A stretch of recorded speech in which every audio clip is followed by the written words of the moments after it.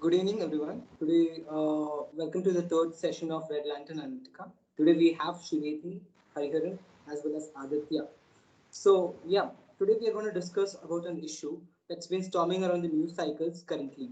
We are not talking about COVID-19. Yes, COVID-19 has catastrophically affected the entire world, but parallelly, there is a alternatives issues occurring around the city of or region of Hong Kong. Yes, the so-called Hong Kong crisis. Aditya, we all know that Hong Kong is a bustling city since its inception. It has been a seaport, it has been a commercial city, and since Britain's annexation, it has been transformed into a liberal center that's starkly contrasting from the ancient Chinese practices. But however, the recent developments have been a significant dent to its culture or government or its entire being, people's perspectives. So I just want to. I'm just confused. This is because does this distinction has been since its historical times, or is it a recent development that's been affected from the British annexation and their cultures? However, the reason I'm asking this is because Hong Kong's center or stature within the international financial system is very well profound. And the recent development has given a significant political risk for all the financial markets and as well as the companies or American companies or UK companies or global companies that's having their branches in Hong Kong.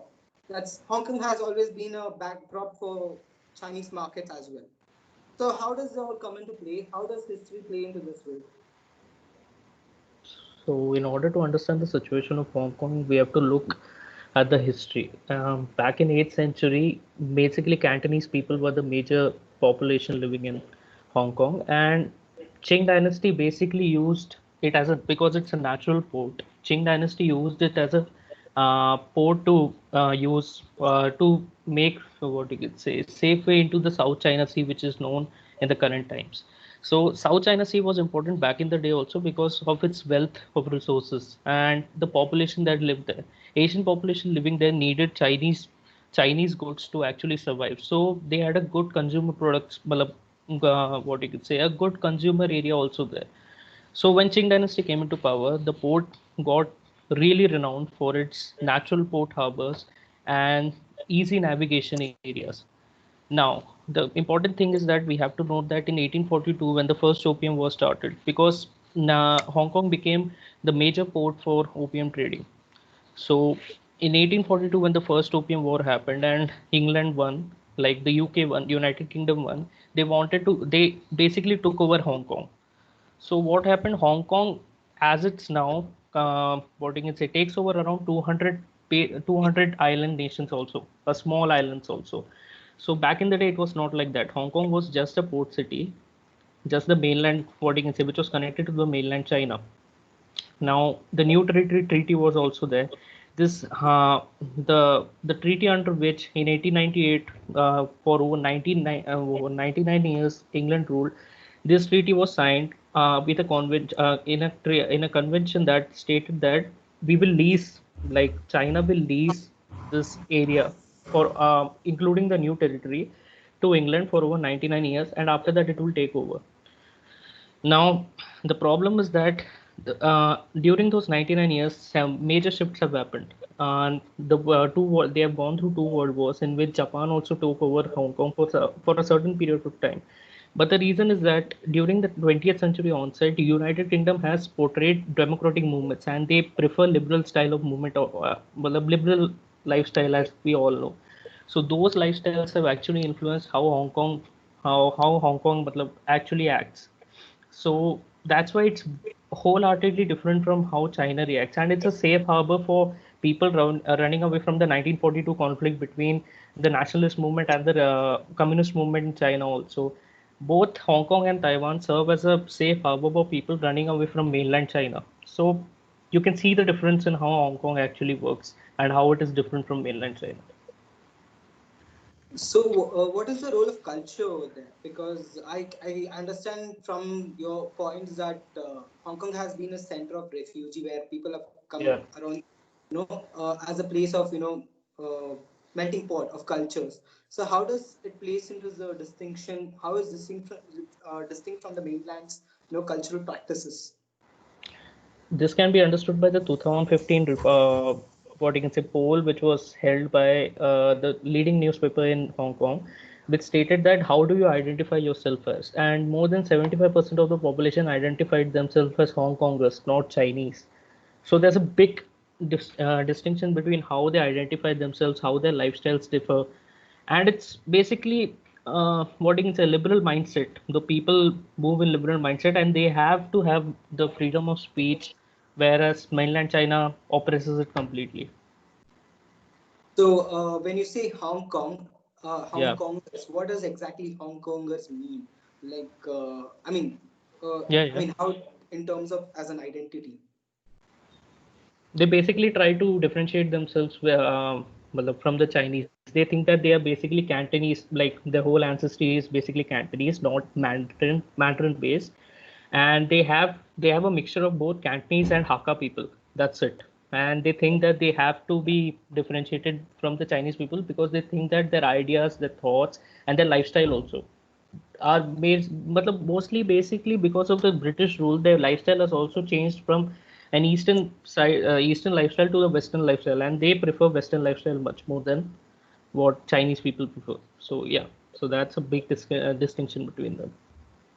Right. So basically, you're saying is what you're stating is that Hong Kongers actually mean Cantonese to a certain extent that is distinctly different from the Yeah, mainland's Han culture, right? yeah. So yeah. So Shiveti, moving on, how was like the entrance of British within the Hong Kong region has transformed its identity as well as the mindset of its populace in terms of influence British ideas or like in culture?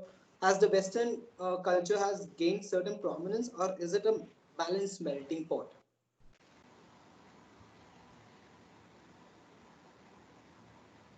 Shiveti, she's a winner.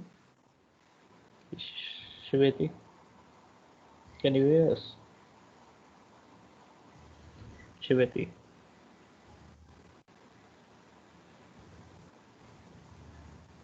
Aditya, maybe you I can provide a perspective where Shiveti is like, I think there's a network line over here. So, yeah.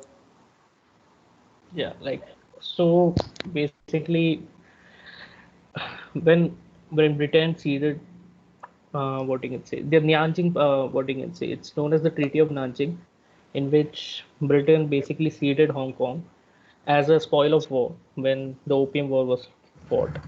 So in 1842, when Britain came into power, it was seen as if though it will use that harbor as an entrance to the Chinese markets, and it was actually quite accessible. And they actually increased the whole opium, what you can say, import from basically opium was basically traded from India only. So they what you can see boosted the trade of opium from through that ports only, and they made Hong Kong as a cultural hub, like an economic hotspot where they could trade like all around China, because it gave them an what you can say accessible path around the South China Sea, and markets in Japan, Thailand, Vietnam, and all, Philippines also. So after 1842, we see that the what you can say the Chinese government tried to take over Hong Kong a lot of times. In the opium second war of opium also they tried to do that, but it was seen as if though the Britain it was seen as if though the UK had taken total control of that area. And what happened in the second world war is a remnant of that. Before Second World War, Hong Kong had become a cultural hotspot and an economic hotspot also. Trades had been boosted because of the new territory accessibility also after the lease of the 1898, and the new territory accessibility also. Hong Kong's population had grown, and they had become an economic epicenter. So you can see, and Britain was actually wholeheartedly investing on that area so that they can actually boost the trade which was coming through Hong Kong.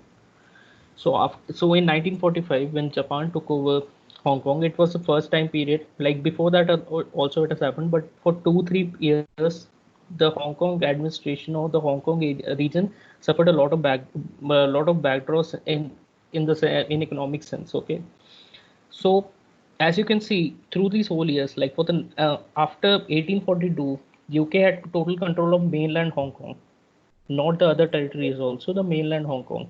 After 1898 only, you got the whole, matlab, the whole area which is known as Hong Kong right now. So UK was actually quite efficient in whatever it was doing regarding Hong Kong, because it knew what all importance Hong Kong held, especially in the Asian region. So yeah, so when in 1984, the what you can say, after in 1984, both the Communist Party and the UK sat down together to discuss what will happen after the lease expires in 97. So they agreed upon the system of one country, two systems. So one country, two systems notion came after 1984 only. So in 97, when UK gave up its area, Communist Party took it over. But it was seen that for the see, the problem is that Hong Kong knew that when our lease will be over, China will try to take over or erode the sovereignty they hold. Because see, under the constitution or under the treaty signed by both the countries, Hong Kong had to have a mini constitution. They had to have political autonomy, and they had to have the liberal, what you can say, the liberal democratic setup that had been under the British rule also. And Hong Kongers knew that they will try to erode the sovereignty that they have. But for the first 5 years, nothing happened. Then, little by little, what you can say, that started to erode it, and we can see what it has erupted into now. So I think Shivati is back online, I guess. Like Shivati, can you have anything? I was trying to speak, but Yeah, I think you kind of switched up the mic, I guess. I'm not sure. am I audible right Yeah, now? you're audible now. Yeah. You can Because go on. you weren't also audible. Right. That's cool. You can go. Yeah. So, yeah, as Aditya, you pointed out, we know that Hong Kong was ceded to China in 1997 by the Britishers. It became one of its what we know as Special Administrative Regions, SAR, or HKSAR, Hong Kong Special Administrative Regions, as they call it. So, but the territory was not plainly ceded, and here were certain conditions courtesy to which the agreement was supposed to have had function. So, it was primarily supposed to be governed by a mini constitution called the Basic Law, which affirms the principle of one country, two system. So, this constitutional document was a product of, as you mentioned, 1984 Sino-Britain British Joint Yeah. Declaration, under which China promised to honor Hong Kong's liberal policies. So basically, if we see the political, social, or economic setup of Hong Kong, as you mentioned, one would observe the features of this city resemble more with UK cities as compared to the Chinese nation, for obvious reasons, as you mentioned. So now, what is this one country, two system that we are talking about? So under this system, uh, this semi-autonomous state, we'll call it a city-state or semi-autonomous state. So this capitalist system and way of life were to remain unchanged for the next 50 years. That is from 1997 to 2047. So this basic law was drafted by 59 people with majority in the legislature belonging to mainland China and the rest from Hong Kong. So this also shows the relation between the mainland Chinese government and the legislature of Hong Kong. So this system overall respected the freedom of speech, freedom of assembly, and equality before the law. Certain provisions like currency, customs, having their own government, multi-party legislatures, police forces, immigration policies, education system, postal system, official languages, etc., remained with Hong Kong. But where on one hand this system guaranteed a high degree of autonomy with their own judiciary and legal systems, certain provisions like military, defense, and foreign relations remained with China, and it could have no embassies but only consulates. So this is also called one China two system. So but then followed by all these essentials, quite many people still had been pretty ambiguous or considerably skeptical about the proper implementation of the provisions by Chinese government. Followed by this, to no one's surprise, after the handover, there have been numerous incidents of strikes, protests by the residents of Hong Kong in order to protect their basic law and democratic rights that were being denied and curtailed by China thereafter. So, yeah. So, so on paper, that's supposed to be having an everlasting peace, at least for the stipulated time, to allow them to follow their own ways of lives. But why is this sudden outburst of eruption of listening concerns that has been like against the Chinese mainland party, that is the CCP? Why is there is a significant opposition to CCP, even though technically they belong to the same country, it's their government, even though they have a obvious, for obvious reasons, they have a autonomous governments within their region. But why there is certain amount of you know agony for this? I mean, the so-called, there's so many protests happening, especially since 2010. So, like from this, especially this decade, there's been a lot of protests against the CCP. And Aditya, could you just enlighten on what is the major tenets that's been like, behind such incidents? So one of the biggest protests that happened in Hong Kong, which has continued till now, is a protest which started previous year after the extradition treaty, which was signed by the CCP. Now the problem with the problem was that the protest covered a lot of things. It was not just the extradition treaty, which has been quite put on hold after the protest which was erupted. The problem is that the how the constitutional framework has been set up in Hong Kong. The point is that see, under basic law, CCP tells, or the Chinese government ensures that universal suffrage will be provided to all the people living in Hong Kong, but only 6% of the eligible voters are allowed to vote. And in 2014, there was a new treaty which basically made up what you can say, electoral commission of 1,200 people, and which was basically more than 70% of the people selected in that commission were pro-Beijing, or were selected through the Chinese government only. So now the protesters are demanding that we have to take back to the roots of democracy. That's why it's known as the pro-democratic protest. It's not just the way, and most of the countries around them, like Thailand and Taiwan also, both of them who are suffering from erosion of democracy because of Chinese governments, are joining in, and it's known as, unofficially it's known as the Mirti Alliance. But you get the gist. So the protests are basically what against Carrie Lam also. So Carrie Lam has served as an administrative officer for for I think so 2 years. The period is for 5 years. So within these 2 years, she has basically tried to erode whatever political autonomy that Hong Kong has, for basically trying to erode that. And the agreement which they signed with UK agrees that for over 50 years of time they should have political autonomy and a liberal democratic setup. But these laws, the new law, the new security laws which have come into power, have once again put them into a dark, because it actually erodes whatever political autonomy they have by basically being remodeled according to what the Communist Party wants in China. So you can see how the protests are actually a way of conveying the upset over what is happening in their own administrative region, which they feel that is quite different from how China operates. I mean, it's interesting. You said the new security law, right? So that's been like, so I wanted to know, like, if it's like actually that's been event in progress that's been happening ever since Hong Kong got transferred to Chinese mainland government, or is it like a sudden policy initiative, undertaken by the CCP? So Shiveti, you have any idea, any thoughts on that? Shiveti, your mic is. Your mic is off. Your mic is. Yeah. Yeah. So yeah, I'll continue. So basically, the national security law is the provision around which this whole turmoil revolves. So Article 23 is in the basic law is one such provision which has been attempted to be modified by China since more than a decade now.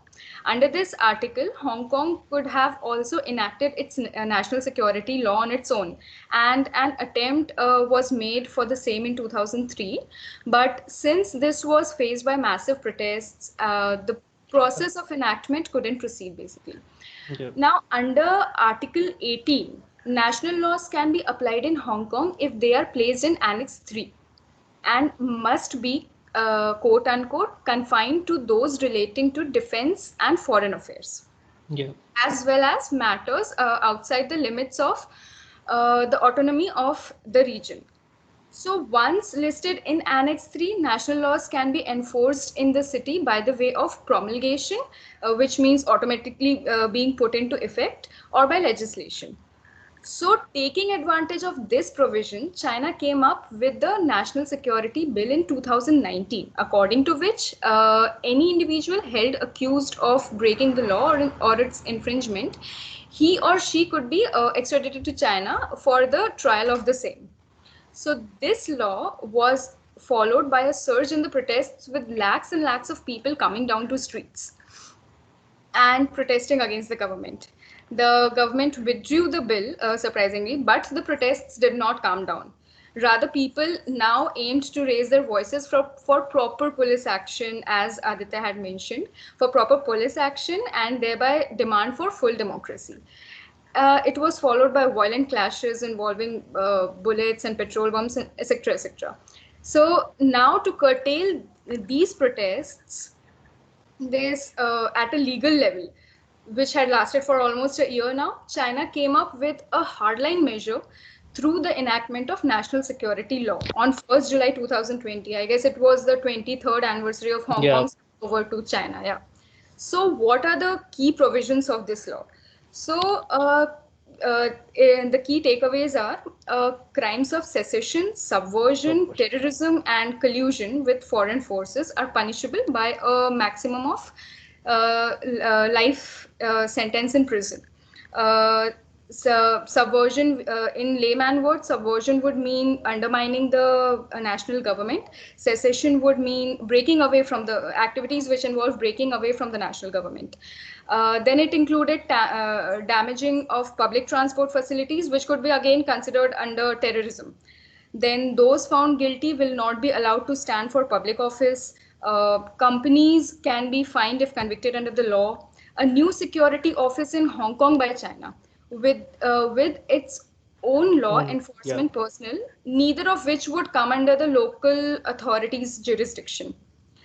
In addition, Hong Kong will have to establish its own National Security Commission to enforce the laws, with an advisor that China would be appointing. Plus, Yeah. then Hong Kong's chief executive will have the power to appoint judges to hear national security cases. So, judiciary predominantly lies under Hong Kong, but then this raises questions about the judicial autonomy now. Then, importantly, China will have the power over the interpretation of law. This is a very important point. So, China would have the power to interpret the law. Plus, if there's some confusion or conflicts rising regarding the interpretation of some law, China takes the priority. So also some trials can be heard behind the closed doors. The law will also apply to the non-permanent residents of Hong Kong. So yeah, this was about the national security law. Yeah, thank you for the Shweti. But I mean, two questions are popping out in my head. Okay, so yeah, so basically the length term of the agreement between Britain and China was somewhere. It's not. We have still a lot of time for that to the termination of that so-called agreement. But so when that's happening right now, and the sudden introduction of new security law, don't you think it's kind of violation of international law? I mean, it kind of like violates international law as well because it's a signed agreement between two countries. I mean, as a as a country you need to honor the another country as well, right? So that's there. So that's the basic tenet that's there. So this is my question to both of you. What's your points like? Yeah, of course, it raises questions in the international arena. And in fact, many countries have raised their voices against, or also some countries have raised voices in favor of China. So if we look at US has passed a bill in order to, raise sanctions against China for this act. Then UK, and then there have been, then what uh, there have been statements which have been made against Hong Kong by UK, European Union, and India also, although India took a very mild stand. But yeah, so many countries, like almost 27 countries, have supported UK's plea regarding supporting Hong Kong's cause for not letting, how do we say it, for not letting China take over Hong Kong, although India had remained silent. On the other hand, especially the Middle East nations and the Southeast nations and some of the Indo-Pacific nations also. So there are in total 59 nations which have favored China. The reasons are also clear because, of course, they are either the dictatorial nations or what we can say are debt ridden by China. So they supporting China in ceding Hong Kong and uh, letting Hong Kong,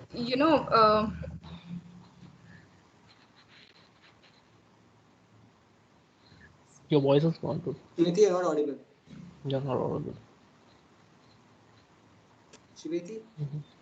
No, you can't. I mean, she's not audible, I guess.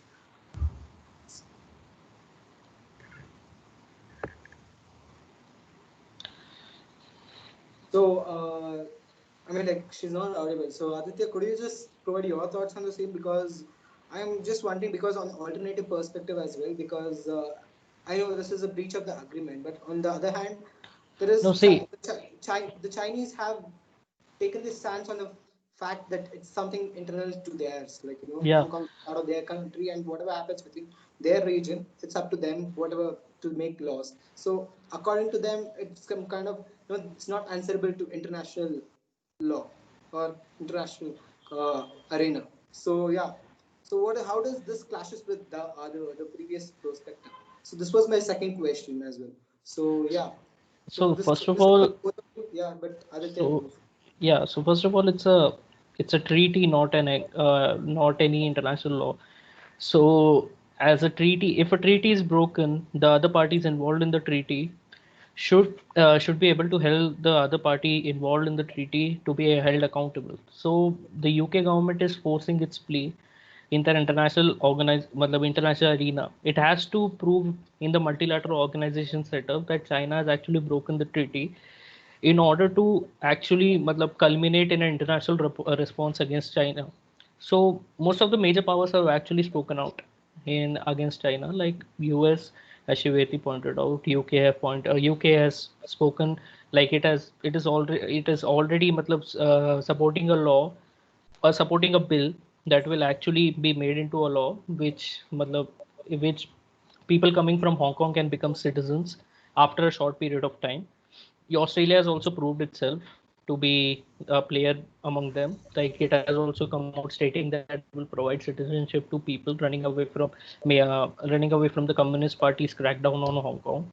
And India has taken a mild stance, as she agreed. But see, India now is emboldened by the fact that the Chinese are actually aggressively trying to take up how much regions they can within their area, so that they can actually build on a regional hegemon or something.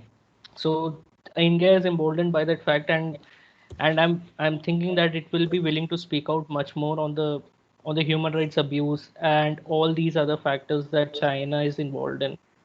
Now, one more aspect is Taiwan also. Like most of the Hong Kongers agree that if security law turns out to be really brutal and how it is, like most of them are calling it to be an Orwellian law. So if it turns out to be like that, most of the Hong Kongers agree that they will either move to Taiwan.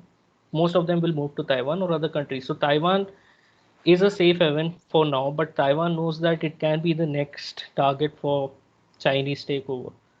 So this aggressive stance that China is taking is in order to build up its own power so that it can rule as a regional hegemon, in which already it knows it has identified two more players are there within this area, and both of them players are India and China, India and Japan, not China. Sorry. So India and Japan know that if they continue this aggressive stance, it won't end by just taking over Hong Kong and Taiwan. It will either lead to its whole domination in the South China Sea, which US has responded. So US has given a proper response to whatever China is doing in the whole Asian region by holding much more what you can say holding much more power showcases of military in that area in South China Sea. Like yesterday or day before, most of a lot of jets were shown through matlab, basically it was a what you can say PR piece, but that PR piece was shown in order to showcase that the US has not given up on that area, and US still remains the what you can say the unilateral hegemon of the world. So it is seeing that China is rising up and it has to serve up its competition to that. Shruti, you just went offline for a few minutes. You want to add anything else? Like you start something. Yeah, like almost all the points were pointed out by Aditya, but also I guess India should come up with a strong stand. But as in today it's Hong Kong, tomorrow it would be Taiwan, as he said, and day after it can be Tibet. And anyways, it is trying to encroach upon the area of Arunachal also, all these Galwan issue and all. So Yeah. by tits and bits, it's trying to get closer to occupying all the areas which it can. So when now almost so many nations, 27 nations have supported UK in the Yeah. United Nations Human Rights Council. So I guess India should also. It's time for India. Of course, now when so many apps are banned and and India is following a way to get aggressive against China. I guess this is the time when it can stand against this act. So, So yeah, before we finally wrap up, I have one more like two questions. One is like I've noticed since from your thoughts and views, I've noticed this trend of where like the debt people who are under Chinese debt, so through Chinese aid policies, they are prominently like they are more prone to like support the Chinese actions for Yeah. obvious reasons. Whereas the the countries which can well stand off at least economic terms like bigger hegemonic country like US and countries with vested interests like UK have been like against the law. So how does BRI plays into this? Like as BRI, like how does it affect the overall developments for the BRI in terms of its perception? I mean, at least of course BRI is not a direct participant with respect to Hong Kong crisis. Yeah. It's in it. But how does this Hong Kong crisis affect the whole BRI project as well? Given the COVID-19 has always been a significant dent in BRI project as well. But how is this Hong Kong plays into it? Yeah. So one of the factors you mentioned earlier was that the what you can say the shark loan policies that Chinese have opted through this BRI project, basically in Africa. So what they are doing is that they are garnering how much support they can on the multilateral level also. So basically, like when Shiveti mentioned 27 nations have opposed in the session which happened the previous month, more than 37 countries have actually ratified that it's okay with whatever is happening in Hong Kong. So one of the ways that BRI is like, see, most of the nations, some of the nations might actually turn away from BRI after what has happened to Hong Kong. That can happen also. But the main reason remains that through BRI, what they do is like one of the ways which they affected Hong Kong was that they will actually, what you can say, take over one of the most important mouthpiece, like most important, what you can say, newspaper or what you can say, news organization present within the city. Like in Kenya also it has happened, in South Africa also it has happened. It takes over that and it generates a significant mouthpiece in support of Chinese, whatever Chinese activities are being done. That is a way of infiltrating whatever mindset or perceptions those people have, and they were successful in doing that, doing so in Africa, and that's why has been such a successful initiative, in, especially in Africa, because they knew that Africa was resource matlab laden. It's like it's a huge continent, it's resource laden, and they knew that it has potential. So they actually, what you can say, gave interest at like minimal prices, like for 1% interest for it was there. So 1% interest is nothing when compared to how much they were willing to, what you can say, interject into the economy. So BRI is an initiative which African nations and mostly, as you can see, the BRI initiative has been pushed forward in nations which are either developing or really underdeveloped. And they know that they want these things. Like in Sri Lanka, Sri Lanka is a country which is known to have much closer relations to India than China. But India doesn't have that much wealth as when you compare it with China. So China infiltrated that, and it knew that it will be successful in Sri Lanka also. It has been successful in Pakistan also, and so on.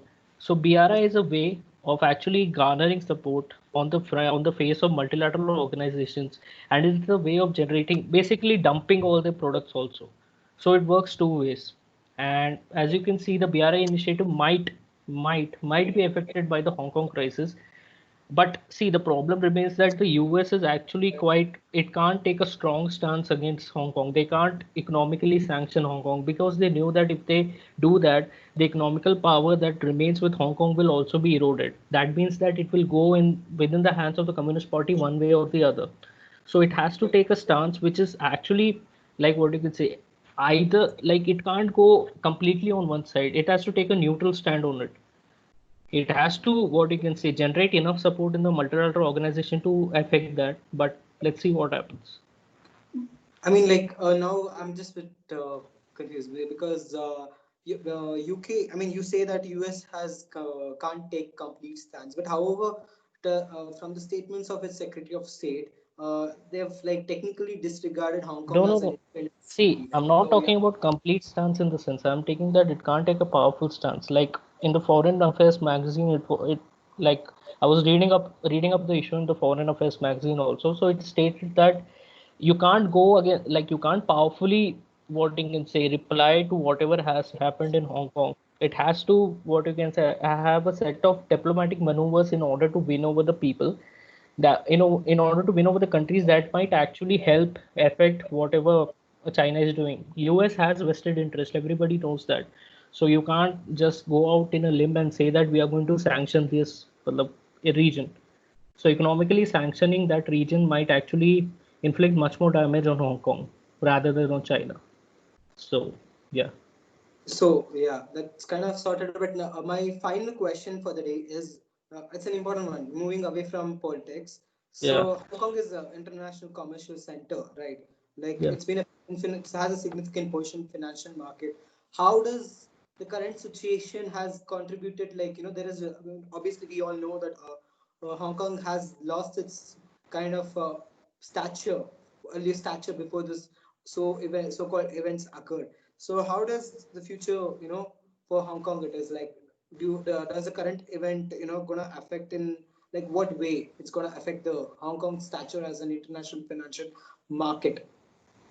So this is open to both of you all. So yeah, this is the final question for the day. Your mic is off. Yeah. Shivedi, your mic is off. Yeah. Yeah. Can you repeat your question, please? Okay, so this moving away from politics, Hong Kong has always been a big part of international financial center. So how does the current situation has contributed? Because obviously we all know that it has lost a significant stature in the financial market. But how does the future holds for the Hong Kong, especially given the political risks involved? What is the level of political risk Hong Kong is facing due to such actions? And how does CCP is ever considered about Hong Kong's loss in stature? Because Hong Kong being a small region for itself, it does provide a significant contribution in Chinese economy in terms of the revenue earned. So, given all these factors, what's the future for Hong Kong holds? Yeah, so Hong Kong is both economically and geostrategically very important for China. Okay, so it geographically, if we see, it is located at the southernmost tip of China. So it acts as a harbor to its access to other Indo-Pacific and Southeast Asian nations. So it becomes very important for China to have a good hold over it. Again, then, since it had been ruled by the British for 100 years now, so as Aditya mentioned, their culture is different, and they have also succeeded, in maintaining a a different level in the when we speak about economy, particularly trade and commerce. So after this stand, after this law, national security law, which most of the people are revolting against, nations like UK and Australia have actually granted visas to them, to that they were open to accepting people from Hong Kong if they come after that. So which of course has been opposed strongly by China, because if it loses that many people, because this particular phenomenon happened even after 97, when most of the people fled Hong Kong and went to UK or other nations. So this is why China is very much concerned about its what do you call it, brain drain, or demographically, losing that particular population. So yeah, of course, it becomes very important for China to preserve Hong Kong and its mines in that particular area. But I'm just, but the answer for the question has not been yet resolved, because the question has not yet been resolved, because I'm still confused. Like, how does Hong Kong will be in the future, in the, at least in the international financial markets? Because that is like, how does it hold? Because based on this, does China has an alternative proposition for it, or is it like it's gonna be like that for for a long time being? So Aditya, according to me, so yeah. So according to me, the future of Hong Kong is a bit bleak because of the high political risk now. As we all know, the CCP party has a security law that determines basically like that oversees whatever businesses are being run within the mainland China, so that it can actually authorize whatever actions they are going to take. So the businesses in Hong Kong are going to suffer a lot after the takeover of basically mainland China. The future looks bleak, a bit bleak so far, but let's see if the international organizations do what you can say, tend to come out and on go out on a limb and actually what you can say, go do some action in this area. I think so we can see some resolve in that area, but so far the future of Hong Kong looks a bit bleak. So yeah, thank you Aditya, and thank you Shiveti for your time. So to conclude up, I noticed few key takeaways with the Hong Kong, the so-called Hong Kong crisis foregrounding the COVID-19. So there is a significant political crisis and political risk for the city of Hong Kong. So this as Aditya rightly mentioned, the situation looks bleak. However, due to efforts like countries like UK and US, there is certain stance being taken up. However, with the international arena being weak at this point, the situation should improve. So if China reverses stance, with that not being possible, the situation remains to bleak. And therefore, if it is lying in crossroads, so if Hong Kong chooses to be like this, in the sense that if the current laws has been implemented strongly, there's a significant loss for Hong Kong in the international financial markets. Or else, if the alter vice versa, if the alternative has happened, so it has the position to recoup. However, business has already moving out. So with that being said, the situation is rightly being, as Aditya said, it's bleak, and it's up to for the party to decide. And let's hope for the best. Yeah. Thank you, guys. Yeah, this is Hariharan. Yeah, thank you. Yeah. Thanks.